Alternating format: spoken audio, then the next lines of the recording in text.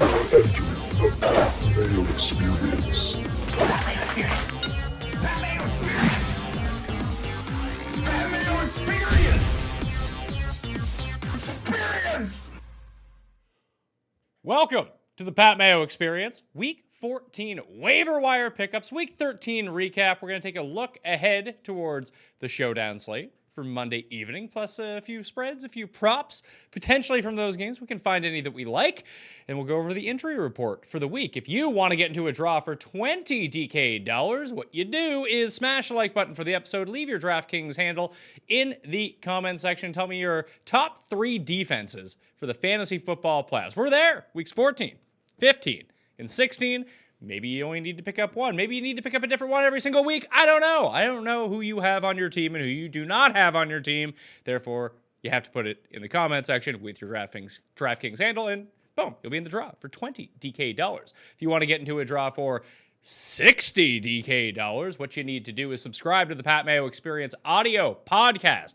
Download those episodes, especially this time of the year, people. If you're listening out there, download all the episodes, whether you listen to them or not. You can just download and delete them. It'll really help out the show, especially this time of year. Everyone's like getting out of fantasy football, but if we can keep downloading all the episodes, we'll move up the iTunes charts. Currently number 5 amongst all fantasy podcasts, and while we're probably not going to reach the footballers, let's try to knock off ESPN or something like that. With the help of you people out there and a potential giveaway of $60 DK, then you too can be in the draw for $20 DK. So again, subscribe, download the episodes, 5-star review, DraftKings handle, something you like about the show, boom, you'll be in that draw. Winners from last week. We have, of the $60 DK, I gave 3 winners away. 14 chances. Travils 177 and K Jowl. All right, you're all the winners of $60 DK. The winners of $20 DK, the Zinman, Azric, Davy Dave, F Smith 1171, and Zanzir Golden, the winners of $20 DK. I will submit those names after the show, so you should have them by like Wednesday or Wednesday this time next year. I don't know how all this works, but eventually you're going to get it. You've been submitted, so boom, you're in that draw. Joining me on the line to break all of this down from the Sal Vetri YouTube channel, like he is every single Monday, Sal Vetri, what's going on, man? Not much, man. How you doing, Pat? How was your weekend? It was a good weekend. I stayed away from the betting card outside of any spreads whatsoever. I played one prop, hit the prop, and sometimes it's always just best to narrow down the scope of your wagering. I always feel like I do better when I try not to get too large on my high horse and try to bet like 20 things. And you bet one that you feel confident about and move on your way. So it worked. Yeah, there you go. I saw the tweet in the Instagram for the Jameis Winston. I saw that he got there, 20 rushing yards. So yeah, congrats on that. It was a good weekend over here. Definitely probably can't be. I don't know if you saw what happened in the Millie Maker, the guy who got knocked out of first place on some crazy events, but can't be any worse than that. So overall, good weekend compared to that, at least. Yeah, same thing happened to Leone. He ended up losing on the cash line because of the exact same thing. Do you want to walk the people through what actually happened to the Millionaire Maker? Yeah, so I mean, it was the 4:00 game. It was pretty much nothing else left on the board. It was the Raiders and the Chiefs, and the Raiders score at the end. There's nothing really major. They're down they pretty much they're still losing by 21. It's the end of the game, and Kansas City defense ends up blocking the extra point. The very rare returning it for 2 points, and I think it probably combined for like a 5 fantasy point overall play right at the end of it. And it bumped out the guy. I think it was like Carney. 529 was in first place of the Millie Maker, bumped him down to third place. So he goes from $1 million to 40,000. 2 guys with the exact same lineup actually split the Millie Maker. So yeah, it was like one of the last possible plays you could have on the entire slate because they don't count the Sunday night anymore. And it was a 6-point swing maybe for the defense. Either way, he ended up losing by less than a point in the Millie Maker to 2 other people. Do you have the DraftKings lineup in front of you? Yeah, his lineup, he lost by 0.4 points. Brutal. He ends up losing by 0.4. He was up by 5 points before that play. So it seems like nothing else can possibly go wrong. He had an Eagles stack, Carson Wentz, Derrick Henry, Miles Sanders, Alshon, ran it back with Devontae Parker, had Cooper Kupp in there with Tyler Higbee, Leonard Fournette in the flex, and then he had the Rams defense. I actually had a pretty good week on DraftKings, and the Wentz stack really paid off. So shout out to my guys at Daily Roto. I wasn't really I talked it through with Roz, and I was like, I'm going to use just a ton of Goff, and then I ended up deciding to split my Goff shares into Goff and Wentz shares because they were right around the same price point, and it gave me access to 2 of the games. And once I started looking at the weather reports for the games, and maybe I overanalyzed it too much. It's not like I faded those games completely, but when I wanted my pure game stacks, I wanted optimal conditions. So I ended up doing the game that was indoors in Arizona with all the Rams guys, and a lot of that Miami and Philadelphia game. And the good thing about it was I don't think I had Devontae Parker in many spots. That was like a one-off, but in all my Wentz stacks, I had Devontae Parker and Mike Gesicki, so that really turned out well for me. The biggest one that I had, the worst part is, like, I don't know how you go about tournament selection, but like when I enter my league, the Pat Mayo Experience DraftKings Open, which once the link is available, you'll be able to find in the description and comment section of this video and podcast. So if you want to get in right away, boom, you should do that because it filled up rather quickly last week. I put my lineups in early, like the first 2 builds that I had, and the first 2 builds that I had were Nick Foles lineups that had Ronald Jones in them. So I'm looking at all my lineups, like I ended up putting like 12 just across like some of the mass multi-entry ones. And I have these like 3 outlier lineups at the very end that are basically in last place versus the other ones that are cashing. I'm like, the hell did I do here? I did it because I built the 3 right away that I completely forgot about it. And like I changed my tune on the week after I did the show and we got to the weekend and I looked at the ownership and the weather report and I ended up on these other lineups. Like, what the hell happened? I looked at my contest. Fortunately, I snuck one of the good lineups in. The other 2 were Nick Foles lineups. Like, Nick Foles could not have hurt me more last weekend. Yeah, no, Nick Foles and the Ronald Jones. Him, I think he got benched at one point. But yeah, no, I was very much on Foles coming into probably Saturday, and the line for Jacksonville ended up dropping. That game was dropping a good amount, but the odd thing was Tampa Bay's total increased a point, even with like the worries about weather, whereas Jacksonville dropped 3 points throughout the day. So I got off of a lot of Nick Foles, which got me onto a little bit more Wentz, but pretty much just went in a bunch of different places. I got 2 more Jameis on the other side of the game, and that didn't work out great. Probably the worst fantasy possible game for Jameis. He doesn't even end up throwing any interceptions. It's just a spot where a lot of running. I think they had a pick 6 in that one. It was a very weird outcome. Yeah, it was a very atypical Buccaneers game where usually they fall behind Jameis or they throw themselves way ahead, and then eventually they throw themselves out of the game. Then they have to continue throwing again. But this has to be the fewest attempts Jameis has attempted in a game all season. Oh yeah, and I mean he didn't let people down. He had a fumble, so he had a turnover in there. But he had a Mike Evans open on a double move for like 50 yards, and he ends up missing that one. That was like the only opportunity for them to actually score points via the pass. They ended up just going in on the ground, and the defense really held that one down. It was a very odd game all the way around. Minshew coming in at halftime, just odd. Well, and on that Mike Evans double route, I believe that ended up being pass interference. They knew that he was going to be behind the defense, so essentially they just like held on to him. Smart move, mind you. Yeah, it's the right move to make. Frustrating for sure. So what were some of your big takeaways from the week? Do you have any particular takes on San Francisco and Baltimore, like what they showed you in that game? Because I couldn't glean too much from it. Like, both defenses are good in both offense. I mean, do you think that San Francisco developed a template to slow down Lamar Jackson? Or do you think it's because their personnel up front is so fast that they were able to keep him in front of them most of the time? Like, it's not going to work every single time, but this is probably like the worst Baltimore's offense has looked in quite some time. Yeah, I think it's the worst it's looked. I think just personnel in general up front, but then in the secondary as well, just to be able to lock down most of what they have out there. And you saw in this game, Lamar threw for 100 yards, and he had 70 of those yards going to his top 2 tight ends. Just receivers not used at all. Hollywood Brown caught 1 pass for a yard. Not much going on there. So it's once again just Lamar on the ground, and it's just crazy. Even against one of the fastest, best defensive lines, he still goes for 100 plus. Honestly, I thought Baltimore played fine. They obviously come out with a win. It's just, I think if anything, San Fran got lucky to be in that game. They get a touchdown to Deebo Samuel on a 4th and 2 where it's just that was definitely pass interference, wasn't it? Yeah, I agree with you. So I think they got just things going their way early on in that one, and then they end up missing field goals. So I thought San Fran, it was a well-played game, but I thought they probably hung around more than they probably should have in that one. So yeah, I think just overall, I thought Baltimore right now, I think they're the best team in the league. And just after that win, it kind of makes me a little more confident in that. So I don't think that Lamar Jackson did anything to disrupt his MVP odds. It's funny, we were doing the live show and I was giving Tim so much heat on all of his absurd takes. And he was basically right on all of them, which is kind of funny. But when he nailed James White, He nailed one of his props was under Lamar Jackson, 204 yards. He said that Laird would have a good game, although he had said that the week before as well. And then obviously Balaj ended up getting hurt, and Laird did have a good game. But when prying like, why do you think any of this stuff? He had no answer, so I just chose not to believe him. But he was right. Yeah, it just ended up happening. It was something to it, maybe. So wait, was it just Lamar total yardage? Is that what it was? No, it was Lamar passing yards. Oh, wow. Yeah. So you're not even halfway there, if that.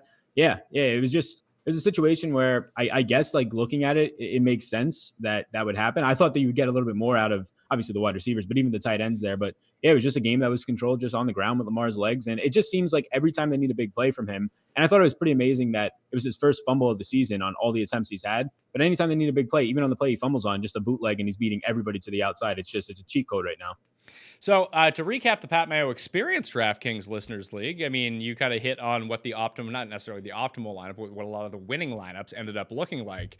And a lot of it has to do, like if you do game stack, sometimes you need to have the other way back. Like one of the reasons that a lot of my Goff lineups ended up not failing, but not like cashing super highly in a lot of these contests is because no one on Arizona did anything.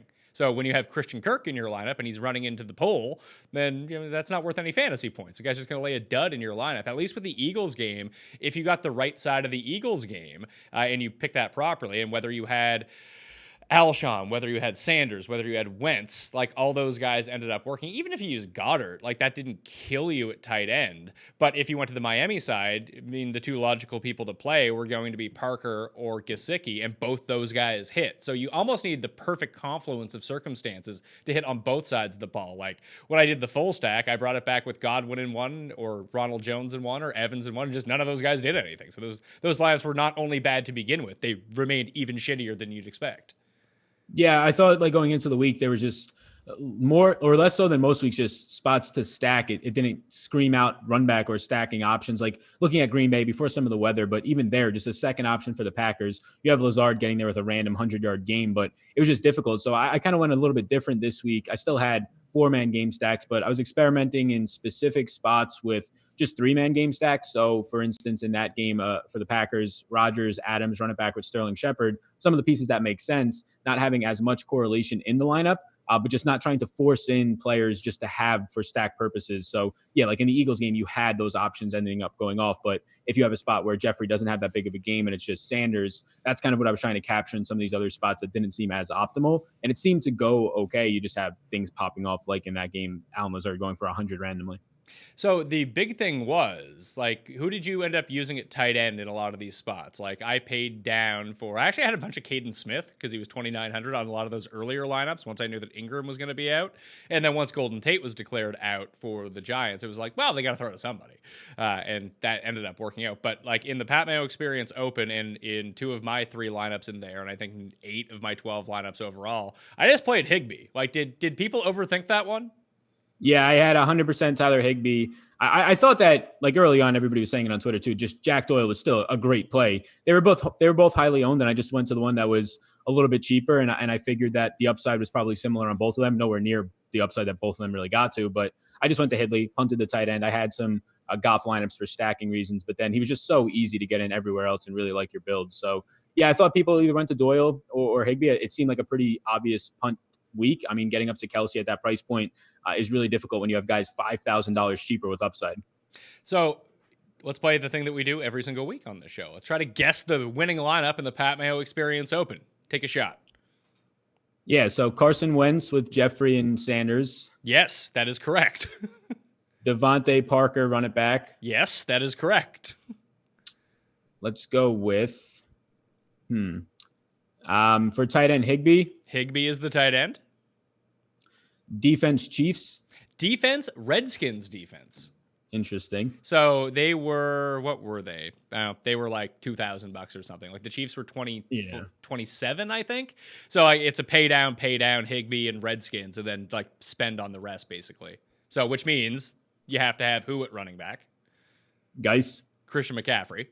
Oh, okay. I thought you were trying to correlate there. So McCaffrey, what about? No, it was a correlation of like pay down, so you can get up to McCaffrey. And McCaffrey ended up scoring, McCaffrey ended up with 17 points. Like he wasn't obviously in any sort of optimal lineup, but no one really used Geis, so it wasn't the end of the world. Yeah, exactly. Yeah, McCaffrey has like over 100 yards, and it's still just an abysmal performance from him, it seems. You Uh, had what, Devontae Adams? Devontae Adams is in there. That means one spot, the flex spot, and this is really the move. Like if you would use this guy, he was the cheat code of the week because no one really used him. 10% owned in my tournament, but I believe he was less in the larger tournaments. So he's 10% on. You said, was it Robert Woods? It was Robert Woods. That's the lineup. Wentz, McCaffrey, Sanders, Adams, Jeffrey, Parker, Woods, Higbee, and Redskins D. Good for 5K, 232 points. Wow. It's great. 232 points? Yeah. That guy would have won the Millie Maker. Seriously? Yeah, 228.8 won the Millie. Oh, that's rough. Gotta get that guy in the show. So sorry, Atlanta Falcons. He won my contest by 12 points. The guy in second was 220. Oh, that sucks.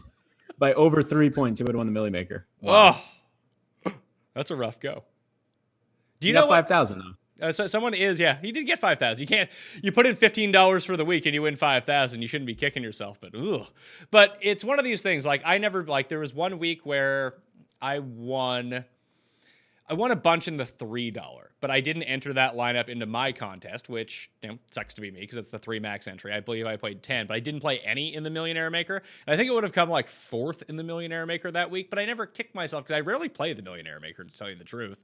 I just try to, if I'm going to spend, like I take that $200 that I would spend on my 10 lineups in the Millionaire Maker, and I tend to play like a $100 single entry, a $75 single entry, or a $75 3 max. I just find I'm more profitable in those contests. So I just never play it. So I never kick myself for not doing well or having a lineup that would have won a bunch of money had I played, because I don't play it every week.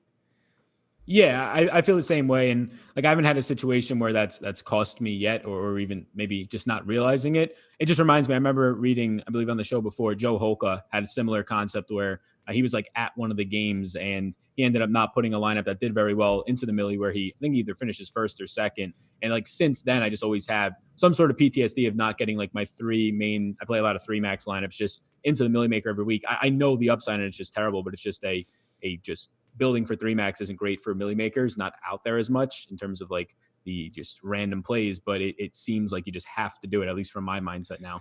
It all depends. Like if you have the bankroll to do it, I would suggest that everyone do it because you have that $1 million upside. But if you're actually trying to play to be profitable and retain your bankroll, the Millionaire Maker is not the superior contest for you to be entering. It should be those single entries, the smaller field tournaments, and the 3 max. That's where you can have a bad week, and obviously you don't get wiped out, even if you don't cash any. But when you do cash, the payout structure tends to be a lot flatter in those contests, so you make the most of your lineups that aren't number one. Yeah, I agree. And like some other things, just watching like the Millie Maker all year this year, it just seems like stacking obviously needed there. But it seems so much so like all these weeks, like the plays that are winning it, like this lineup right here is very optimal in terms of like your Higbees, your all the chalk from the Philadelphia game, and then just some obvious plays of wide receivers. So it seems like player pools can be pretty condensed. Like, so maybe even 3 maxes entering those types of lineups, maybe it's more optimal than ever just because people know what to be doing in these lineups now, or these contests now, as opposed to 3 or 5 years ago.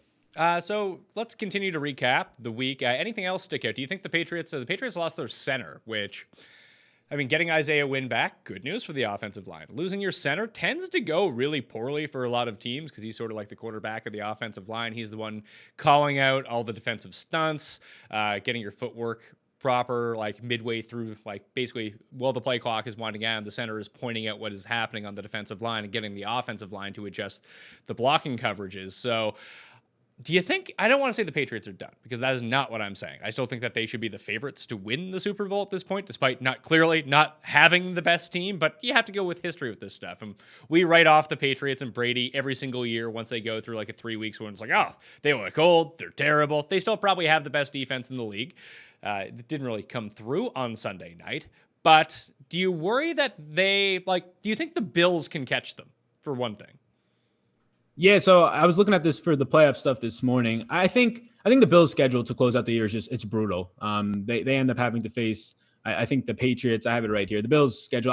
So I think long story short is no, the Bills have to face Ravens, Steelers, Patriots over their next 3, and then they face the Jets to close it out. Like, I think they'd be probably fortunate to get 2 wins in there. So I think this. I do think that the swing game is really this week. Like Baltimore coming off what is basically been described as the biggest game. Like they went into Los Angeles, they beat Los Angeles. They're hosting the best team in football at home, they beat them.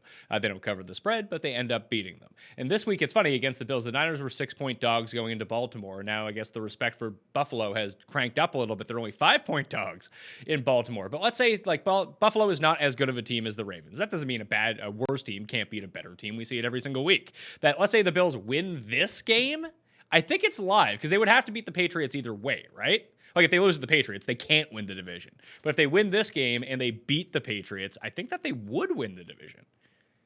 Yeah, so they need two things. So that has to happen for them to win this game, and then they get as great of a matchup against in terms of them trying to take over the division, maybe even this week. Well, I guess tiebreaker, so not this week, but the Patriots going to have to face the Chiefs this week is just the toughest matchup left on the schedule because the Patriots close out the year with the Bengals, the Bills, and the Dolphins. So yeah, the Patriots have to lose this week, and then that matchup, which would happen, I believe, second to last week, week 16, that's where you'd have to see the Bills just win the division outright. So I think you have a really tough remaining schedule. I'll probably still say that they don't catch them, but I do think now the Bills are not officially locked into a wild card spot, but with the remaining schedule, I think they'll be able to pick up 10 or 11 wins and get in. Yeah, I think that they've basically solidified themselves as the 5 seed because I mean, while their schedule is tougher, they could lose all the next 4 games. They're still the Bills, but they're playing such a weird season. The defense shows up. Like the defense went through a little swoon. It was very good to begin the year. Then it went through a swoon where teams were just pounding them up the middle and they could not stop the run. But their offense has been good enough these past few weeks that they've been able to play with a little bit of a lead and basically unleash the pass rush, which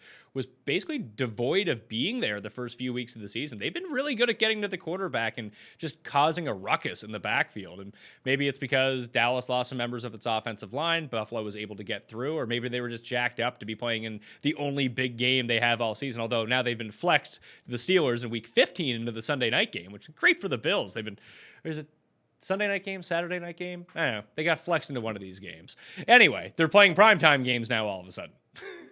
Yeah, exactly. They're playing primetime. And no, I mean, they look good on Thanksgiving. You saw like the end of it, just like insane showboating on their end, like as if it was the Super Bowl. But they look fine. I think Singletary, when he came back, that kind of switched a little bit of the offense, not only just because of his explosiveness and being able to just break tackles, get first downs, but they got more creative around that time as well. You saw it a little bit in the Dallas game, some of the play calling there. So yeah, I think that there's a real chance they could honestly lose out. The next 3 games are really difficult, and anything can happen week 17 versus the Jets. But I'd say they're going to finish the year with probably 10 with the upside of around 11 wins, which should definitely solidify the 5 spot. That last spot in the AFC right now, that 6 seed, it could really go like 4 or 5 different ways depending on divisional seeding. And honestly, I'm not really too sure where it ends up, but that's probably the biggest open spot on both sides of the bracket for the playoffs. Well, if anyone can get to 10 wins, the spot is theirs, the 6 seed, at least in the AFC, at least in my mind. If you get to 9 wins, that's probably going to be a tiebreaker, and then it depends on which teams are tied with the 9 wins that it has to reshuffle itself out. Like what it is today is not what it's going to be in 3 weeks. Like Tennessee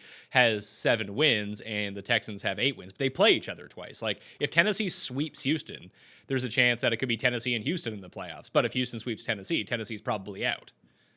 Yeah, exactly. And that's the way that it goes. And it sets up nicely for Tennessee that they do get to play Houston twice. The downside is they have to play the Saints in there as well, week 16. So I think right now that the Texans probably hold on to that spot. And if I had to guess, I would still say that the Steelers probably hold on to this 6th spot. I think that, this is one of the things that stood out when you asked earlier, just how the Browns let this week get away from them. They were just set up to make the playoffs in terms of their remaining schedule. I think the Browns right now, they have to win out to have any chance, but they get the Cardinals and Bengals twice, and they end up losing to Duck Hodges there. So yeah, that was the one spot that stood out a lot. And then the Chargers ending obviously just stands out for probably everybody. People, if you haven't tuned into the Spread Pick Show at all this year, I recommend that you tune in Wednesday morning to the Spread Pick Show, where Tim and Jeff are going to have a cry session over the Jets and Chargers and just embarrassing. The Jets were embarrassed on Sunday, losing to the winless Bengals, Sam Darnold becoming the first quarterback of all time to lose to 2 separate 0-7 or worse teams, which I just find hilarious. And the poor Chargers for Jeff, man, They I don't know if they got screwed because it probably wasn't pass interference, but it was just a very typical way for the Chargers to lose. Oh yeah, it was just like people were saying, they reinvented ways of losing at the end of the game. And no, it was just something that like they throw the Hail Mary type of play to Sutton. He ends up drawing, or not to Sutton. They end up drawing the pass interference call there. And yeah, it was just brutal. I was watching that and I was like, everybody knew it was coming. It seemed like everybody knew it was coming, and it just makes for perfect TV. It's like you're in tandem right now with the Chargers NFL season. It's like you are hosting here on your pick show, like the Hard Knocks version of what is the Chargers season. Do you think the Colts are finished at this point, or can they still rally and get back into it? Because I was talking with a friend who's a Colts fan yesterday. I was like, well, the Ravens just kind of go for it all the time on fourth down now. Do you think like the Colts would trade a first-round pick for Justin Tucker at this point?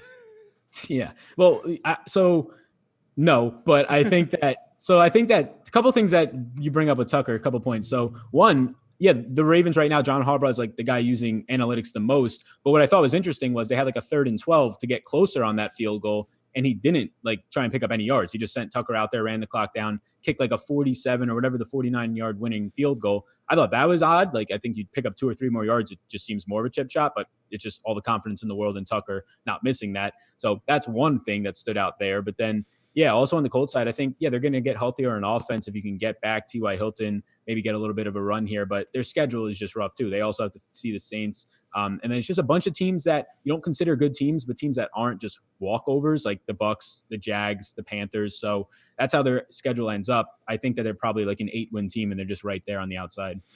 If they can win, I mean, they could theoretically win 3 of those games. Then you get yourself to 9-6 or 9-7 for the season. Like, I don't know what their AFC like division record is, because if you beat those teams, you're beating 3 NFC teams, which doesn't help you at all during the tiebreakers. But maybe 9-7 is good enough. Who knows? Although they did lose to the Steelers, which would be bad.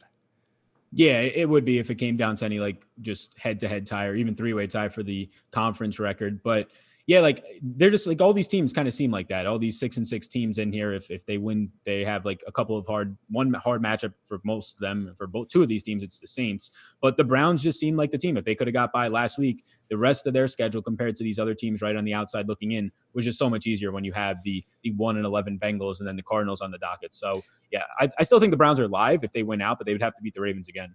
They would have to beat the Ravens again, and they would need all the tiebreakers to fall into their favor. And they have a bunch, because I think they beat mainly AFC teams so far, but it just seems, especially with Baker dinged up with his hand injury, it seems unlikely. Yeah, it definitely seems unlikely. I was like rooting for them. I almost placed just a playoff bet on them before last week after we did this show, and we discussed it a little bit, didn't. And yeah, they just kind of let the season go away there with that loss. Well, it's funny as well, because we talked about coming into the season as it pertained to the Cleveland Browns that we wanted to go one of 2 ways, where it would be awesome if they were awesome and they were like 13-3. That'd be a great story, but it would also be hilarious if they were like 2-14 based on the team that they have, and they're probably going to end up 8-8. Yeah, it's going to be just absolutely uneventful. And it wasn't even like there was I guess there was one little span where they won, 2 games in a row right after the 2 weeks ago against the Steelers incident, where there was like some hope, but just the way how brutal they started off the season. And it's just inexcusable to have Odell going for another like 30-yard game or less and not being able to get him into this offense. I think he has 100-yard game this season against the Jets, or maybe 2 this season, but hasn't had one in the longest stretch of his career. I think 6 games now. So if we like move over to the NFC, it's basically written in stone what's going to happen outside of a few spots. Like the Packers and Vikings are both likely to make the playoffs, but they have a game against each other coming up, and whoever wins probably wins the division. That's assuming that, I guess, Minnesota would have to beat the Seahawks tonight on Monday Night Football, and I think they can do it actually, but odds would say that they wouldn't, because they never beat good teams outdoors on the road. Yeah, exactly. And when it comes down to it, these 6 teams seem to be in place. I don't know if the Rams can make a move and get in there. They need some help in front of them, starting with the Seahawks winning tonight against the Vikings. So that's probably the best avenue for the Rams to get in, just the Vikings not making it. The Packers have to get. Yeah, it's the Vikings. I was going to say, yeah, if the Seahawks lose, then they could potentially still catch the Seahawks, but it is the Vikings. If the Vikings lose, then you're a game behind the Vikings. The Vikings have to play the Packers again. But I think the Rams have to play the Seahawks and 49ers again, don't they? Yeah, they have a brutal schedule. They have the Seahawks, Cowboys, and 49ers the next 3 weeks. So if they lose one of those games, it's probably over for them. But yeah, the Packers, they end up getting a little bit lucky with the Redskins, the Bears, the Lions, with maybe no Matt Stafford, it seems like, to close the year, and then that game in Week 16 versus the Vikings. So it very much seems like these 6 teams are in stone. It's going to come down to Week 16 with the Vikings and the Packers there. Honestly, the Packers can just get 2 Vikings losses, and that one can happen tonight, and they end up getting in. But it seems very much set in stone that everything else is set. The only thing would be right now, this NFC East is disgusting. Like the Eagles at 5-7 are only a game out of first place. Yeah, that's the one that's basically the toss-up. They play each other again too. That if Can the Cowboys beat a good team? No, it doesn't seem like they can. And like all the Eagles have left is all divisional opponents. So as long as they control their own fate, they have just terrible matchups against the Giants twice. Like it sets out perfectly for the Eagles right now. The Redskins, Giants twice, and then the Week 16 matchup versus the Cowboys. That's what it seems like it's going to come down to. So a 5-7 team, which if you're in the AFC right now, you're like the Browns and you're completely out of it. They very much control their own destiny, and they have just the easiest schedule to close out the year. Imagine losing to Miami yet still winning your division. Yep, it's insane. And what did they say yesterday? Washington, Miami, and Cincy all won. Nuts. Hey, I guess, yeah, they did win too. That mean that the Giants are now like the number 2 seed, the number 2 pick? Yeah, the Giants have what, 2 wins? 2 wins, yeah. Like they're still in competition for the number 1 overall pick here. If Dalton starts heating up. Yeah, and that makes no sense to me either. Like the whole conundrum around Dalton just getting benched. All right, whatever, you want to see what you have in the guy behind him, and now you're just in line for a first overall pick, and you randomly put the guy back in. It's just so odd. I guess you have to because Finley was just atrocious. Well, I think it worked. I don't think that anyone wants to go 0-16 like that. That's a real deflating thing to have on your franchise. I guess the Lions overcame it. They kind of propelled out of it a few years later. Once Stafford came back, they built their roster. They made the playoffs a few times. But you go 0-16, like no one wants to play for that team. Anyone who's currently on that team probably never wants to play for that team ever again. So you have this 2-game lead after the Jets win and the Dolphins win. So everyone's at least 2 wins besides you. So you put Dalton back in for a game you know you can win against another crappy team. Get your win, get out of Dodge. Like it'd be kind of funny if all of a sudden Andy Dalton had a mysterious illness that kept him out for the rest of the season now. Yeah, exactly. Almost like AJ Green. But I wonder if there's like when you're going 0-16 towards the end of the year, like if they were to lose that game and you have a month left, if your revenue you're such a bad team already, like can your revenue go that much more down, or is it fans like coming to the game to hope they're seeing the game that you actually win that season? Or maybe you just go 0-16 and that last game is just a moneymaker because it's part of history. I almost wonder what that looks like if you were to look into what the Lions were like, because you can get the 2 sides of it. You could be just a historically bad team and then still get the first overall pick, and maybe it doesn't hit you that hard. The only other team that's like, so the Cowboys and Eagles are both live in the NFC East. I guess technically the Redskins are too if they won out and they could somehow sneak in at 7-9, but that would be probably a 0.000001 chance. I don't even know if it's possible at this point. It would probably require the Cowboys and Eagles to tie or something. So let's cross them off. So you have the Cowboys and Eagles for 1 spot. The Packers, the Vikings aren't necessarily solidified in because technically the Bears could win out despite having a ridiculously difficult schedule to end the year. They go Cowboys, Packers, Chiefs, Vikings. But if they just randomly won those 4 games, they'd be in the playoffs. Yeah, they'd be in the playoffs. And I mean, they would have at that point a realistic shot at, I mean, if things get wonky, maybe they even take the division over depending on what the Packers do those last couple of games. They have to play the Packers and the Vikings, they have to play the Packers and the Vikings, I believe. Do you think Minnesota can win this? Like, if Minnesota wins tonight against Seattle, let's say that happens, do you think they end up winning the division? Because I don't find, I can't make sense of the Packers whatsoever. Like, they didn't even look particularly great against the Giants, and they beat the shit out of them. Yeah. It ended up, I think it was just like a 1-score game going into the 4th quarter, and then they took over there. They were kind of sleepwalking through it in the snow, whatever it was. But yeah, I don't really think Minnesota can win it. Well, they obviously can win it. Do I think they will? No. So here's the thing. Like if they go into that Week 16 game, it's in prime time. It just sets up every single year like this, whether it's Matthew Stafford in prime time to end the year against the Packers to win the division. You take Aaron Rodgers in that game on your Monday Night Football game against Kirk Cousins, and you just see what happens after that. I just don't see the Vikings being able to win that one. And yeah, it sets up as a team that the Packers just don't play up to competition. They've gotten steamrolled over when they go to the West Coast. I don't think they're anywhere near as good as the 49ers. So if they face them in the postseason, anything can happen. But with teams like the Vikings, I think they can handle them, especially in prime time. Just to remind everyone out there watching to smash the like button for the episode, leave your DraftKings handle in the comment section, and tell me your 3 favorite defenses. One for just the entire playoffs for weeks 14, 15, and 16. Doesn't need to be 1 for 14, 1 for 15, 1 for 16. You can do it that way if you want to. But your 3 best pickups at defense, leave that in the comment section, not the live chat, the comment section of this video. And you'll be in a draw for 20 DK bucks if you want to get into a draw for 60 DK dollars. Subscribe to the Pat Mayo Experience audio podcast. Download the episodes, leave a 5-star review, DraftKings handle, and something you like about the show. We're trying to get to 15 million downloads for the year, which would be a lot, frankly. And I would like to do that. So with your help and downloading episodes like 3 times or something like that, then deleting them, then downloading them again, could really go a long way into helping, or subscribing, unsubscribing, and resubscribing to the podcast. All different tricks that you can do to help out the show. So I would highly appreciate that. It would help out the Pat Mayo experience more than you could possibly ever know. Let's talk about waiver wire heading into week 14. Not much has really changed. So the overall injury report on things right now. Darrell Williams is probably the most substantial injury. Like Balaj hurt his leg. If he misses time, I guess you could pick up Patrick Laird, but we'll get to that in a sec.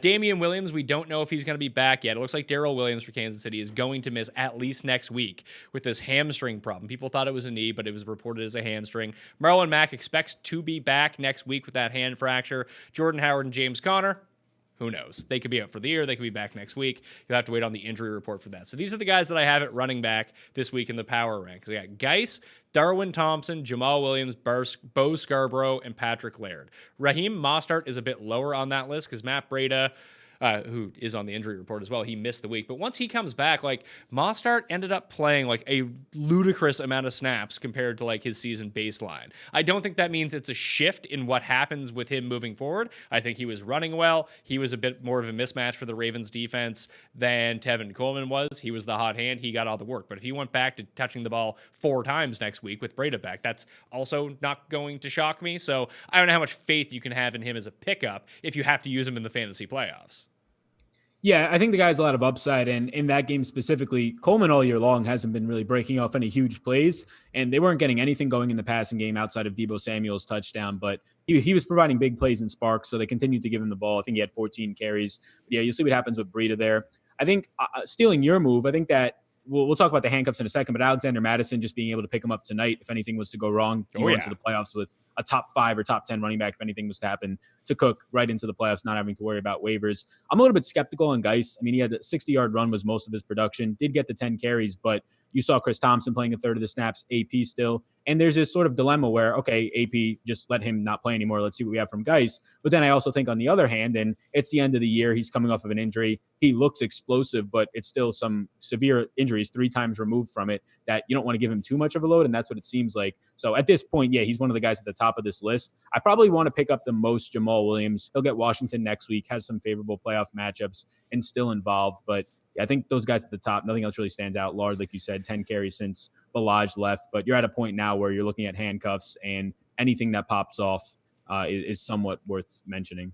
Handcuffs for sure. So, again, as Sal pointed out, you can always use the trick where players who have not played yet during the week in some leagues have not cleared waivers. They're still technically free agents. So Alexander Mattison and Rashad Penny, for that matter. If you have 2 people at the back end of your roster that you didn't play this week that you don't feel that you need to have on your teams moving forward, I would just go pick up those 2 guys. And if anything happens to Cook or Carson, then all of a sudden you have yourself a starter in the fantasy playoffs. And it works twofold as well, because then your opponents can't pick these guys up and use them potentially against you. So even if you have a bye week next week and you've clinched that bye for week 14 in your fantasy playoffs, you still need to be gaming the system a little bit to make sure that teams can't build up a good squad against you if you have to eventually play them. That's one of the biggest things that you can do in the fantasy playoffs. That and like, there's no need to have a wide receiver 5 anymore. There's no need to have a backup quarterback unless you plan on playing them sometime in the fantasy playoffs. Lose all these guys, pick up handcuffs, pick up defenses. That is the move. Like if you have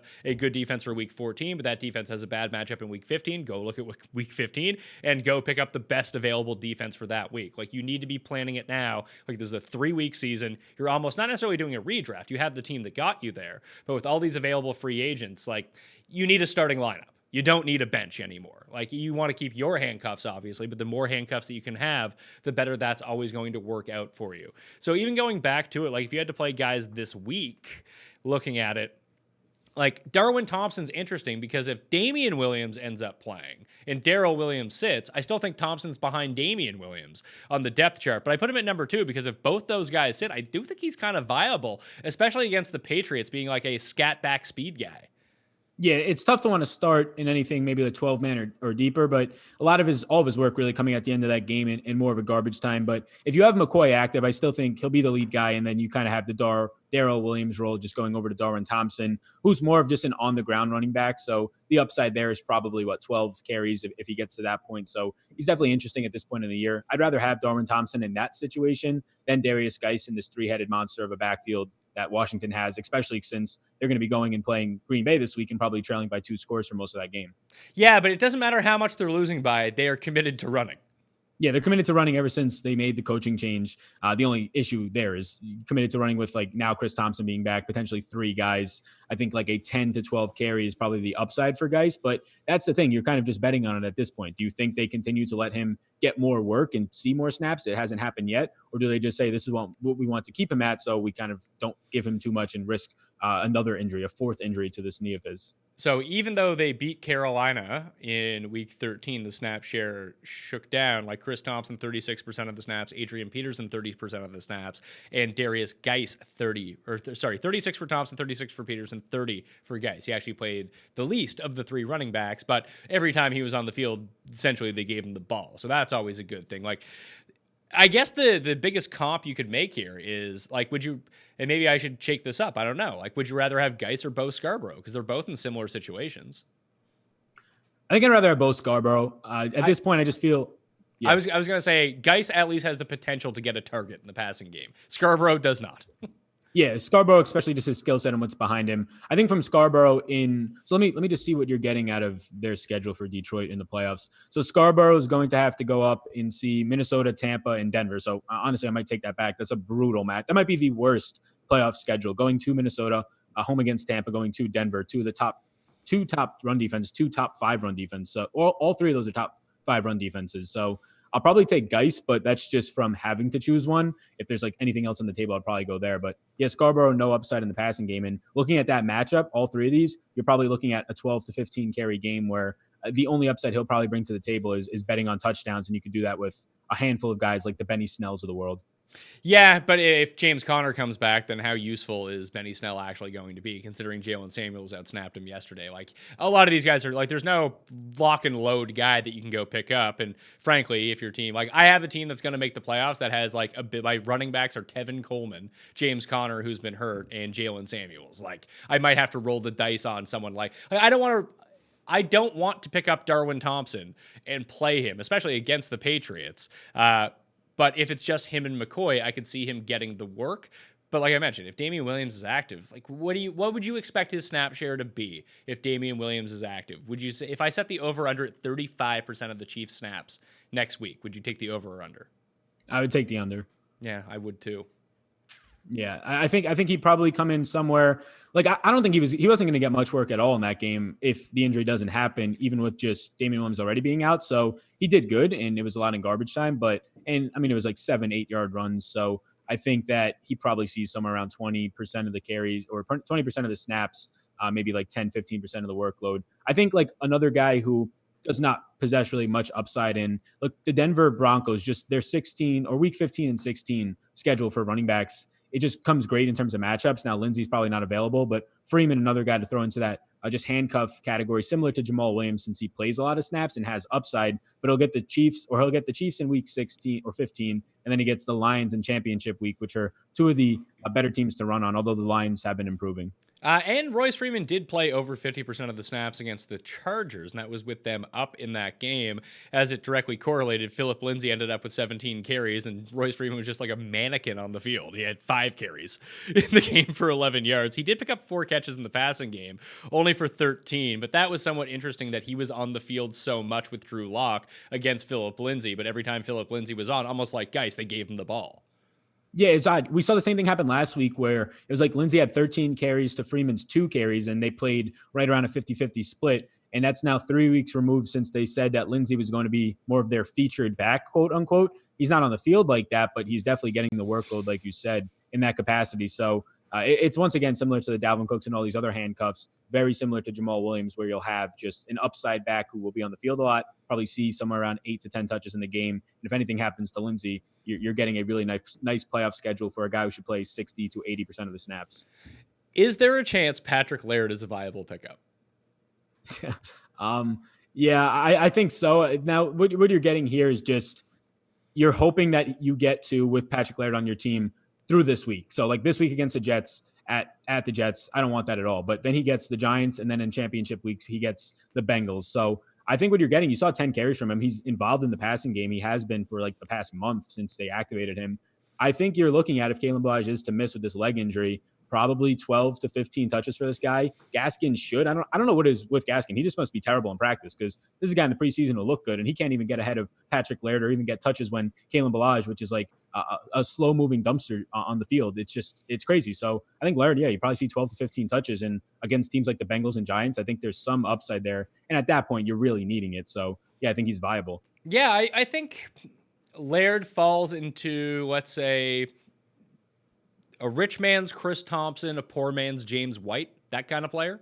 Because, like, he's going to be involved, like, against the Jets, although the Jets have a really good run defense, I wouldn't be too concerned. Like, against the Eagles, 10 carries, 5 yards. But he got the goal line touches, which is really all you can ask for if you get that opportunity to score the touchdown. That's fantastic news. Really what you're banking on him is if he can put up, like, a 5 for 55 type game out of the backfield, which he's going to see targets out of the backfield. That's just, and if he's going to play 80% of the snaps, like the shakedown yesterday, Ballage played 15%. It was almost always Ballage before he got injured. But after that, it ended up being Laird 60%, Gaskin 22. So even if it's like a 70-30 split, he's going to have ample opportunity to catch passes.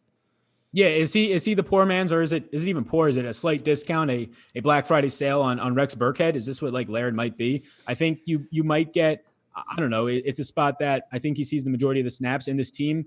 They're Miami. They should be trailing. They're going to get the Jets, so maybe not. But you're going to have Fitzpatrick wanting to throw nonstop. So if anything, like his upside in the receiving game will be there. And then if they resort to the ground game, he might see 12 carries. So yeah, I think that he's viable. And maybe he comps out like you were saying in between, maybe something like a Rex Burkhead with his pass catching role. Yeah, it's a lot like when, remember, was it at the beginning of last year when Geis got hurt and before they signed Adrian Peterson, it was just Chris Thompson in the backfield and he was playing like 60% of the snaps and he'd get like 9 carries for 27 yards and 8 catches for 57 yards. Like if Laird's going to be playing 70% of the snaps, I can see something like that potentially. He could also just be god-awful.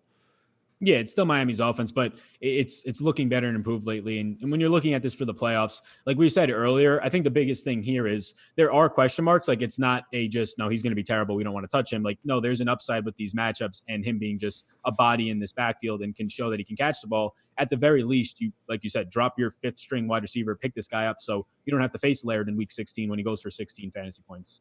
Oh my God. Patrick Laird. Who would have thunk? Wide receivers. This week, nothing has really changed all that much in terms of pickups. For injuries, Trey Quinn has a concussion. Chester Rogers left with a knee issue. T.Y. Hilton obviously didn't play. He should be back next week. Thielen's going to miss Monday night. You'd think he'd be back next week. Juju could be back next week. He passed concussion protocol, but he has a knee injury now. Hunter Renfrow, Paul Richardson, Golden Tate, Julio. We don't know their status moving forward. You're just going to have to continue to check in. In terms of pickups, I have Debo, Anthony Miller, Darius Slayton, Cole Beasley, James Washington.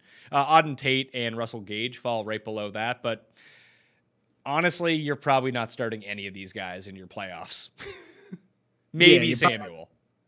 Yeah, maybe Samuel. I think that if you still get T.Y. hurt, Pascal, I mean, next week he gets just a great, honest, either way, even if T.Y. is healthy, we've seen Pascal have at least one good game this year and the other game where T.Y. was healthy, and he's been playing snaps. He played 100% of the snaps last week, so that's probably more so you feel confident if there's no T.Y. He'll get Tampa Bay, so that stands out. With Golden Tate likely to return off of a concussion, Slayton's a little bit tougher to want to get to, but a really good playoff matchup or schedule for all these Giants receivers, so Slayton's probably the one available against Philly, Miami, Washington. Nothing else really stands out all that much. I probably wouldn't get fooled by Allen Lazard's 3-target, 3-catch, 100-yard day for a touchdown, even in a good matchup against Washington coming up.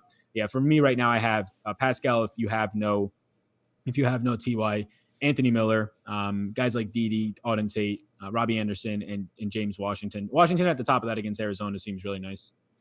Yeah, that's about what I can figure out here. Hopefully, you have better receivers than this. Yes. Oh, I mean, Devontae Parker finally went above 60% ownership this week. That's nice.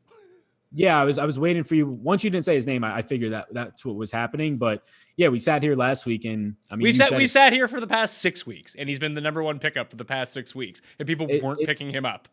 Yeah, has he cracked, like, is he top 10? Like, I know he was top 20 last week. Is he like a top, what is he, 12th ranked wide receiver right now in fantasy? He might be. Like, I was looking at, I do this league with the Osimo guys, actually. They're a charity league. And I released my draft before the season, and people just basically laughed at my team. But I'm in first place, so who's laughing now? Because I have Josh Allen as my quarterback. I reached on Michael Thomas and Travis Kelce. And I talked about this with Jake, that I basically have Chris Carson and Josh Jacobs as my running backs on every single team. And most weeks, that really works out. But it was basically just two big pickups that I made throughout the course of the season that really swung everything for me. I picked up DJ Chark after week 1, and I picked up Devontae Parker after like whatever like the first week was, whenever like he started to do well. I ended up picking him up, and just I've rode him ever since. And like they've been the linchpins to me being good in this league. Yeah, right now he sets as wide receiver 19 on the site that I'm looking at right now. Through 12 games, he's right next to Julio, who obviously missed a game. Right next to Julio, John Brown, Cortland Sutton, those names. And it's funny because he really did nothing for the first like 4 or 5 weeks of the year. Yeah, this is just crazy because this was the guy that Adam Gase was just keeping in a doghouse for whatever reason, as everybody was saying during that time. Play Kenyon Drake, play Devontae Parker. These guys have skill. And there was like one night where he played Devontae Parker last year on Thursday Night Football, and Parker goes for like 130 yards in the game. And then since then, he's just been a lot more improved and being utilized in this offense properly. I mean, even with Preston Williams going down and him being the obvious number one to garner a ton of people's attention and number one cornerbacks, he's been producing better. I do want to remind everyone out there, smash that like button if you're out there. You can get in the draw for 20 DK bucks by listing your 3 favorite defenses to pick up in the fantasy playoffs in the comment section. After the show has come to its live conclusion, if you hit the description of the podcast or video, you can find all the running back snap counts. You can find the waiver wire pickup power rankings and the link to the audio podcast that will be in there. But if you just go to dkplaybook.com right now, you can find all of that stuff. It's all up there. Well, I guess not the audio podcast because we're still doing the show. But the snaps and the pickups are all up on DK Playbook if you're actually looking for the actual list that we're talking about right now. Tight ends. Greg Olsen goes down. Njoku hasn't come back. Evan Ingram, Austin Hooper, who knows? Rhett Ellison, I don't even know what's going on with him at this point. I would assume one of those two comes back for next week. So Caden Smith, we hardly knew you. Thank you for the 2 nice weeks. But I have Jack Doyle still number 1. You know, he's owned in only like 41% of leagues. Wow, yeah. I think just like in season-long leagues at this point, for people that are paying attention, tight end's probably the position they pay the least attention to at all. And just Jack Doyle's name is never flashy. But yeah, people know now after this week. In the DFS community, it just seemed like obvious if you were playing in season-long, he probably wasn't going to be on your waivers because you knew about him at the very least. Yeah, so I go Doyle, Ryan Griffin still, Jacob Hollister, Mike Gesicki, Darren Fells. I have Tyler Higbee in this spot right now, and that's only if Everett's out. If Everett comes back this week, then don't play Tyler Higbee. Thank you for sitting out against Arizona, Gerald Everett. We all appreciate it, allowing Tyler Higbee to score all the fantasy points, but you can go back to your regularly scheduled doing nothing. Noah Fant, Vance McDonald gets the Arizona Cardinals this week, Sal. I assume he's going to be chalky. They have priced him up on DraftKings for the week. I think he's going to be a popular streamer, but I don't know if you can use the flow chart for Vance McDonald. He's not very good. Yeah, he's not very good. I mean, like production-wise, he's still running like 30 routes per week on like DFS. Yeah, if he gets owned, it could be a fine just pivot away spot. But if Juju remains out, that's obviously a bump for him. Connor remains out, it might not be a bump for him depending on how Jalen Samuels continues to be used. But yeah, gets Arizona in week 14 for a 1-week pickup. I think he's fine if that's what you're needing for the week. I think another guy, I don't know what his ownership's at in terms of season long. Is TJ Hawkinson below the threshold? No, he's not at the moment. People like rush to go pick him up. Why do you do you have any faith? He had like one good week this year. Yeah, he had one good week. I think the main thing looking at there is just depending on what happens. I mean, I think Blau or whatever his name is going to continue to play. We'll see, but does not seem like Stafford's coming back anytime soon. He saw 11 targets on that Thanksgiving game. I mean, 6 catches for 18 yards is abysmal, but the opportunity is the thing that I was looking at the most. And it seemed on every single play that there was any sort of pressure, he was just checking it off to TJ Hawkinson. So if you're going to give me like 5 receptions out of a tight end most weeks, I'll just take that over whatever else I'm going to have to bet on. I mean, that's perfectly fair. I'll put Caden Smith. If Ellison and Ingram sit again this week, would you rather play Caden Smith or Vance McDonald?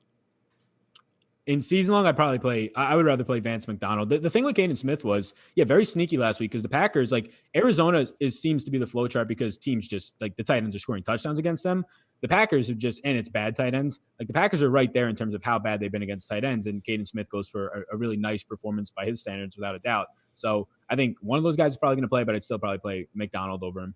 I think I'd play Smith just because, Philly just gave up a giant game to Mike Gesicki as well. He seems to be the check, like you talk about Hawkinson being the Blau check down. It does seem like Smith, with the absence of a lot of these slot guys, Caden Smith has become his go-to check down and up the seams type player. Yeah, I think that's true. I think also you mentioned a big piece of that will be if Golden Tate comes back, that's a really big bump down for any of Smith's upside. And honestly, even if Ellison comes back, him too. It's true. Who does Carolina play this week? Carolina this week. I have it right here on this schedule sheet. It's Atlanta. They play Atlanta. Yeah. You could get Atlanta.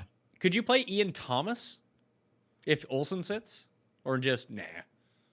Yeah. So last year, Ian Thomas, when he was in for Olsen, that couple of weeks where Olsen was out, it took him like a couple of weeks. It was a different quarterback in Cam Newton, somewhat similar system now, but it took him a couple of weeks to really get going. But he did have a couple of big games there. So just the amount of other value that's on sort of a slate or even in your season long leagues, I'd probably stay away from it. But he's definitely viable. Like I would say he's going to run somewhere around 25 routes if there's no Olsen. Olsen was just running a ton of routes in this offense. Like he's been top 3 in the league over the last 6 weeks of the season running routes. So if they put Ian Thomas into anything like that role, and when he came in, he played like 43% of the snaps and a lot of the Olsen routes. So yeah, I think that he's sort of sneaky value there. He's just going to be, if I had to guess, filling in right in for Greg Olsen, and Kyle Allen has looked that way often.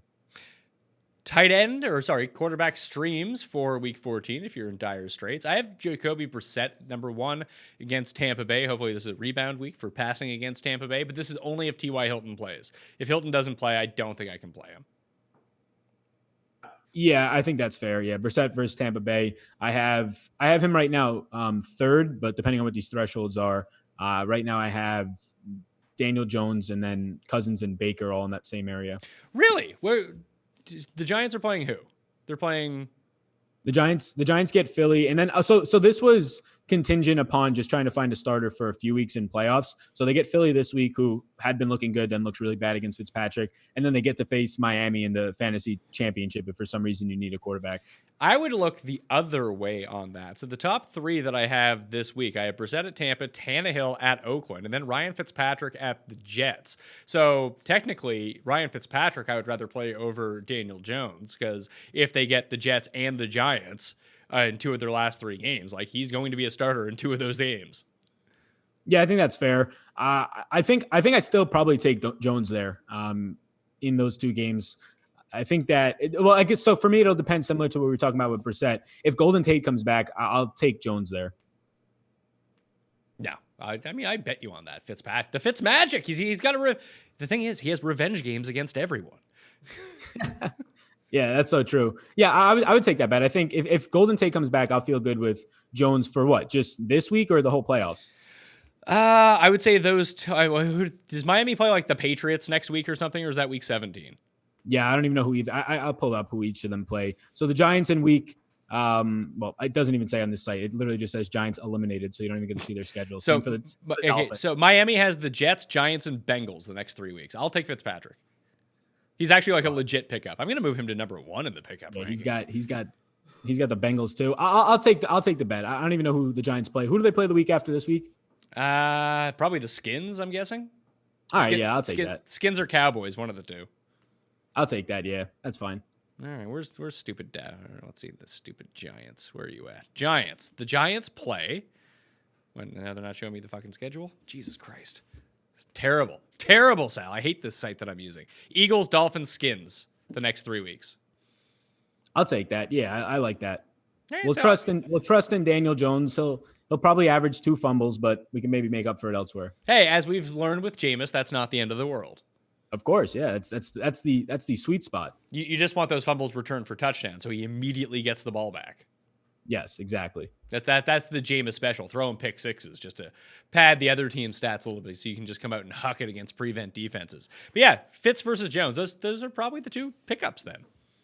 Interesting. Yeah, I agree. Interestingly enough. There we go. It's exciting. We'll see what happens with both of those guys. It's old reliable Fitz versus the Rook. And Fitz has a high degree. Well, it's funny. If you look at Daniel Jones's stats for the season, he's been much better on the road than at home. His only bad road game fantasy-wise has been at the Patriots. Yeah, and that makes sense. And that week they were just like his best player on offense was, I think, like Cody Lattimore that week. It was everybody was out. So yeah, I have confidence in him. He just has spike weeks. Like he'll go out there and produce nothing, or he'll have like a 28-point performance. And these matchups seem nice for him.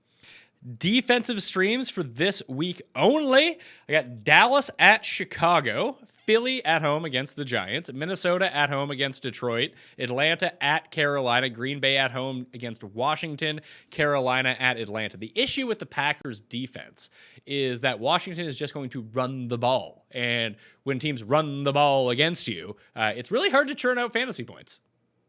Yeah, they'll try and take possessions away overall. Keep like the stereotypical thing. Keep Rodgers off the field. I still like the Packers this week, and really for the week after against Mitch Trubisky, has looked better as of late. But so what you're going to get here is that if you think Vegas is right and the Packers stay ahead, and Washington does just want to run the ball, but you're going to have Haskins throw the ball 25 times, even if they're down like by 7, he's going to throw somewhere around 25 times. That's what he's been throwing. And against this pass rush, I just feel good about him making at least 3 mistakes during that time, if not just getting pressure. So yeah, the issue there is similar to whenever you face the Ravens, just Lamar is not turning the ball over. Whereas when Haskins is forced to throw, he's just clearly overthrowing. And that's going to lead to a lot of turnovers and then potentially pick sixes. He is, but they're not asking him to throw even in situations when they're losing. They're just like, you know what? We're going to lose anyway. Let's just keep running.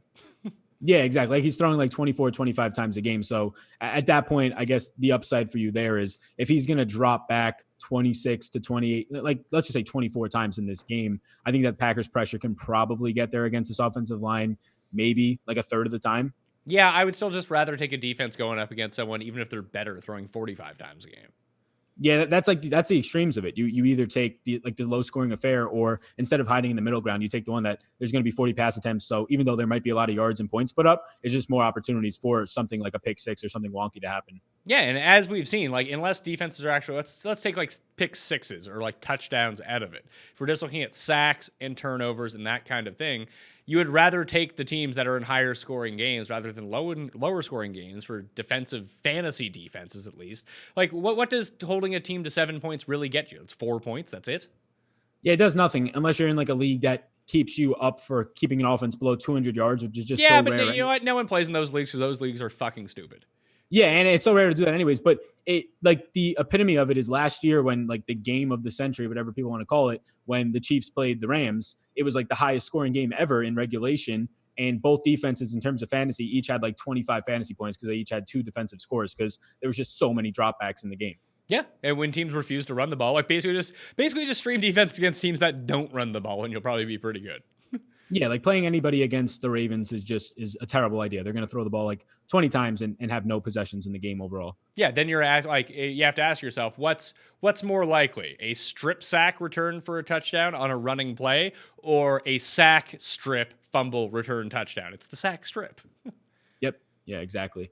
I'm trying to look at some of these other defenses that, at least for like the fantasy playoffs, like the comment question for the contest, like there's some spots where you can take risks. I don't know what the Eagles threshold is, but Giants, Washington the next 2 weeks is great. But if we trust in Atlanta's pass rush that we've seen for just 2 out of 3 games now, or 2 out of 4 really, but if that comes anywhere near back, they get Kyle Allen 2 out of the last 3 weeks, and he just came off a game where he looked terrible after the first 2 drives when he saw any sort of pressure. He was just overthrowing everybody. Well, the big thing is if people who've watched this show basically from week 10 on have been pretty set up for their fantasy playoffs. They have Devontae Parker on their team, and I'm pretty sure they have either the Steelers or Rams defense as their D, or even Saints potentially, because all 3 of those defenses came up in line during their bye weeks or they were dropped in bad matchups. Just grab these teams, keep them on your bench, and just wait for the playoffs. Yeah, just wait for the playoffs. I think those same people probably already shipped off Odell Beckham before he had to have the playoff schedule that he has right now and just not even involved in this offense. So, yeah, I think so. Like, just to answer the question for me, for the teams that are available, if the Eagles are available, they're probably my favorite streamer defense for the playoffs. And then the Packers are right there just due to the pass rush. You're going to get Mitch Trubisky and then even Kirk Cousins. He hasn't made mistakes. Like Cousins only has 3 interceptions this year. They have a decent plus minus, that Minnesota team, because of that. But in prime time in week 16 game, I'll take that pass rush for the Packers. Is that in Minnesota or Green Bay? It's in Minnesota, isn't it? Yeah, it's in Minnesota. I would like it. I would like that more if they were in Green Bay. Yeah, of course. Cousins just plays a lot better at home. Anyway, let's switch Monday Night Football. The spread in this game, Minnesota at the Seattle Seahawks. It opened at 3. It is now down to -2.5 for the Seahawks at home. As pointed out a little bit earlier, that the Vikings have been abysmal against the spread outdoors against teams with winning records. I believe they're now 1-18 in their past 19 games against the spread. So that instantly puts me on the Seahawks here. Although I would really want Minnesota to win just to shake up the NFC playoff picture a little bit. The over-under is 49 in this game. Do you have a particular lean in this game? Because Seahawks -2.5 feels like a pretty good bet to me. And then we'll talk about player props afterwards. Yeah, I lean to the Seahawks side of it. And then I have a bet placed right now on the over for 49.5 right now in this game. Both secondaries are a little bit shaky. Minnesota has a pass rush, which is good. Seattle right now doesn't. And they have injuries to their offensive line. So I think you're just going to have opportunities even without Thielen for Minnesota, where there's just going to be a lot of passing and a lot of success passing against the outside corners of Minnesota. And then without a doubt, the outside corners for Seattle, and really even in the slot, there'll be a nice matchup. The big thing here is that if Cousins continues to perform outdoors like he has done against even like reasonable defenses, that without Thielen, only Diggs, you have BC Johnson stepping up, and then the two-headed monster of Kyle Rudolph and Big Irv Smith.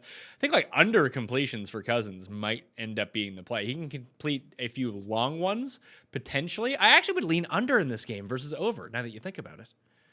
Yeah. I think I see the issues there, and honestly, like betting any sort of upside, and that's what you're doing with the over here, and Kirk Cousins outdoors is an issue.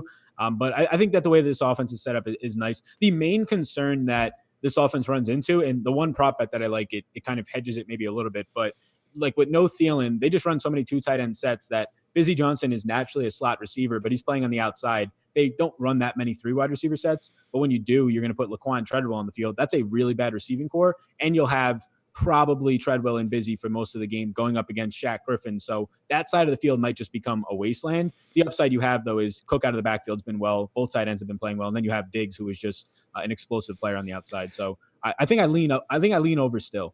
I would think that the way to play this, like I said, Seattle -2.5 would be my preferred play, but I think I would look towards some of the Dalvin Cook props potentially, like over under 40.5 receiving yards. It's 4.5 catches for his over. I don't necessarily like that. It's pretty high, but he could turn. It was almost like the Jameis prop on Sunday where it was 15.5. Like that's one run from Jameis. Like if he actually gets out into open space, he's going to cover that all in one run, and that's what ended up happening. I feel the same way about this Dalvin Cook receiving prop. He might only end up with like 3 catches, but if they get him in space, he can just go. Like he's so explosive. Yeah, he's explosive in open space. It's always like that. You can have just one big play and it makes up for the entire day of the bet, so it's safer. But yeah, I think Cooks seems okay there. Like if I'm somebody like myself betting the over, like those overs just naturally seem better. The one prop that I liked was Diggs, 77.5, I think it was, receiving yards as an over. And it just really correlates with like the entire game going over to an extent. If he has a big game, there's a better chance that this game's going to the 50-point spot. And if not, it at least hedges against it. So with Diggs, Shaq Griffin and Trey Flowers, the outside cornerbacks for Seattle, they stay on each side of the field. They don't move. So it's just very easy to get Diggs in the better matchup against Flowers, which is a very positive matchup for him. And since Shaq Griffin is not a shadow or anything like that, he'll just have a favorable matchup for most of that game. It's strange, too, because the 4.5 catches for Stefan Diggs as his over-under has been juiced up to -160, where the receiving yards of 77.5 remain at the natural vig of -120. I would actually prefer the receiving yards as well. The only other one I would look at, I have no faith, like, people have been hammering, apparently, based on the odds, the over 3.5 catches for DK Metcalf. I don't know about that, but longest reception for DK Metcalf, over under 23.5 yards, I would like the over on that, because they're going to take their required 2 shots per week to DK downfield. Yeah, required 2 shots. He runs like 75-80% of his routes. If you look at like any route tree data on next gen stats, are just straight go routes on the left side of the field. And he'll get Xavier Rhodes, who has been one of the worst cornerbacks really for like 3 years now. A lot of injuries kind of hurt his peak of his career, but Xavier Rhodes is like a 125 passer rating against. I like the over on his catches too. 3.5. Like if it was 3, I would like a little bit better for a push safety. That's usually what he plays, but he's just playing all the snaps and 70 targets and a lot over the last 6 weeks, seeing similar targets for games that Lockett has been active to actually Tyler Lockett's workload. Alexander Madison, over 23.5 rushing yards. I feel like Minnesota's going to come out and try to run the ball as much as possible. That's why I would lean under. I just think it's going to be a quicker game than people expect. Yeah, I really don't have a strong stance on that. It really does depend on like what really the first or second drive of this game. If Minnesota gets up 10-3 or 10-0, there's just so much more likelihood for Madison's extra 3 to 4 carries in the game that really get you there.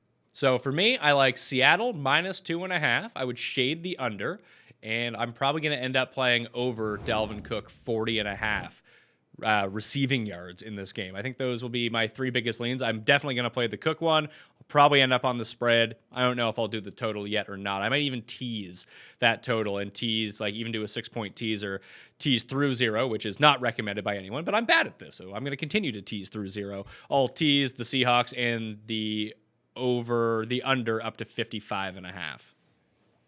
Yeah, I like that. I'll take Diggs on the over 77.5. I couldn't find on my end. Do you have an Irv Smith, just I would say receptions or yardage prop? Yeah, I do. So Irv Smith, over under 3.5 receptions. That's +130 to bet the over on 3.5 receptions. And Irv Smith, 27.5 receiving yards. I might actually like that.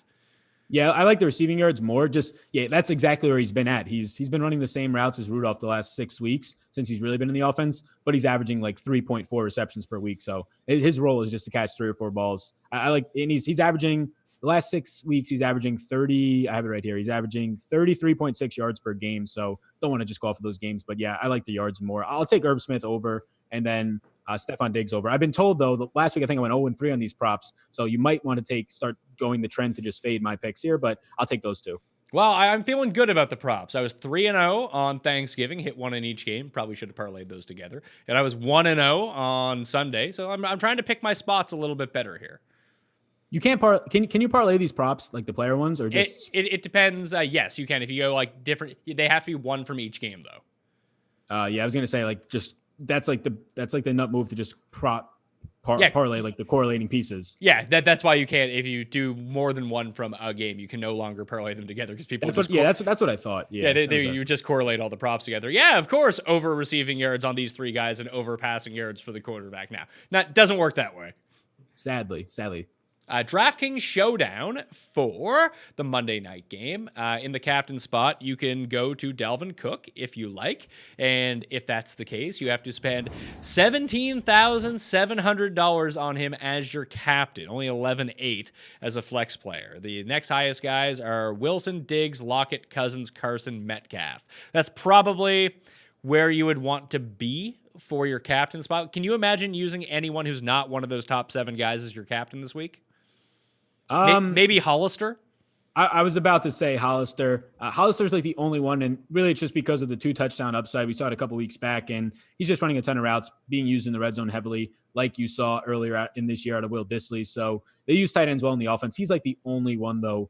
There's just a huge drop off. Like you have the high priced guys, and then it just drops like the 4K range right away. So Hollister at 4,800 as like an outside guy banking on 2 touchdowns. But for me, for captains right now, I'm looking primarily at Stephon Diggs and then DK Metcalf. Really? So you wouldn't spend up on the Dalvin Cook? Is it just because you don't like who the cheaper options are on the slate? So I think the one issue that I had, and I haven't built too much here, but just like messing around with it a little bit. I think, well, first, Seattle's strongest on the ground. They've gotten worse over the last couple of weeks, still ranked right now 10th. Cook's volume is fine, but the one issue when it comes to just player pricing, I really like Diggs on this slate, and you have Cook at 11,800. So if you're building one lineup, if you want to play Cook and Diggs, it could still work, but then you're just forfeiting playing probably any of Lockett or one of those quarterbacks. So both quarterbacks being up there at 9K plus, it leads me to a spot where I'd rather play Diggs and either Cousins or get Wilson in there above getting Cook in there over one of those quarterbacks just to correlate it with Diggs. Like, does that mean you would probably have to go to someone like BC Johnson or even Irv Smith if you had to? Yeah, so I like Irv Smith. And the thing with Irv Smith is he's priced below kickers, which is fine. Like he's averaging over the last 6 weeks of the year, 8 fantasy points per game. He gets right on 3 catches for like 30 yards a game. And the weird thing is he's $3,000 less than Kyle Rudolph. He's playing the exact same role, similar snaps to Rudolph this year, and especially the last month of the year. So he's like the same player as Rudolph, used just as much in the red zone, but he's $3,000 less. So I think you're pretty much getting a kicker in terms of how consistent he's been, with the upside of if he scores a touchdown, he's much better than that. Yeah, I'm just trying to think. Like, would you use someone like Jason Myers as your captain? Do you ever use kickers as your captain? No, I know it worked what week did it work this year? The guy had like 30 points in the kicker spot. Yeah, I forget. Like, I actually think the move might be to use Kirk Cousins as your captain and just pray Minnesota gets their shit together for this game. No, yeah, quarterbacks in the captain spot are just way under-owned for how much they actually work out. Matt Ryan was the winning captain on Thanksgiving. They'll work out like 1 out of every 6 slates, but people won't play them anywhere near that often. So, yeah, so like when I said it, I'm not going to probably get to as much Cook in the captain spot. I'll definitely have him in utility spots, but yeah, Cousins makes sense. And just more so, he makes sense salary-wise at $9,000 when you have Russell Wilson pushing $2,000 more. And at that point, it's still a fine matchup, but how much meat do you have left on the bone in your salary? It gets a little bit more difficult if you want to captain Wilson. The only one that I'll throw out there that's a little bit different is BC Johnson. That if we expect this game, you say like, oh, you can get Diggs onto his preferred matchup against the Seattle secondary, but maybe Diggs has a preferred side, and that's the bad matchup. That when they get in the red zone, BC Johnson is still running a lot of these Adam Thielen routes that we've seen, and that leads to touchdowns. That you could possibly spike a 2-touchdown game from BC Johnson. He's not super expensive. If you did put him in as your captain, you could probably have Cousins and Wilson and Cook if you wanted to. Yeah, I was surprised to see him come up at, like, he's a secondary interest right now, but definitely like a utility spot for me. I was surprised to see him at just 2,600. Like, he'll still probably draw a tough matchup, and just the way that they use wide receivers, the wide receiver too, it hasn't been used as much since Thielen went down, but he is running, like you said, some of the Thielen routes, especially in the red zone, and he's playing like he's getting 25 to 30 routes run a week, but he's priced like $1,000 to $2,000 less than some of these kickers. So he hasn't been producing as much lately, but it's still a fine spot for a utility player who's going to be on the field for like the entire game on offense. $2,600 is a really nice tag. All right, that will do it on the Pat Mayo Experience. Waiver Wire pickups. If you want to get into a draw for $20 DK, smash the like button for the episode. Leave your DraftKings handle in the comment section. Tell me your 3 favorite defenses to pick up for the Fantasy Playoffs Week 14 to 16. It's that easy. If you want to get into a draw for $60 DK, subscribe to the Pat Mayo Experience audio podcast. Download the episodes. Leave a 5-star review. DraftKings handle. It's something you like about the show. And boom. You'll be in that draw for $60 DK bucks. Winners announced on the season finale of the Waiver Wire Pickup Show next Monday, 1 p.m. Eastern Time on the DraftKings YouTube channel. Sal, you can follow on Twitter at Sal Vetri DFS. Subscribe to the Sal Vetri YouTube channel. Tell everyone what you got going on this week. You back big into basketball now? Yeah, we're back after the Thanksgiving travel schedule of 2 12-hour car rides in a 3-day span. We're back to daily NBA videos as well as finishing out the NFL season. We'll have playoff content as well, so you can check me out over there. Just my name, Sal Vetri, on audio versions and then also on YouTube. All right. You can follow me on Twitter at the PME, same as Facebook, same as the Instagrams, where you can find right now the visual of the Week 13 running back snap shares. You'll see videos pop up there. There's also giveaways for DK bucks to be had over on my Instagram page too, so you might as well follow me on Instagram. Cute pictures of babies, my baby as well. So that'll do it. Anyway, I'm Pat Mayo. Thank you all for watching. Hit up dkplaybook.com for all of the articles throughout the week, and just keep watching because we're going to have tons of shows for you, not only this week and next week, but all over the Christmas season. We're not going anywhere. I'm Pat Mayo. I'll see you next time.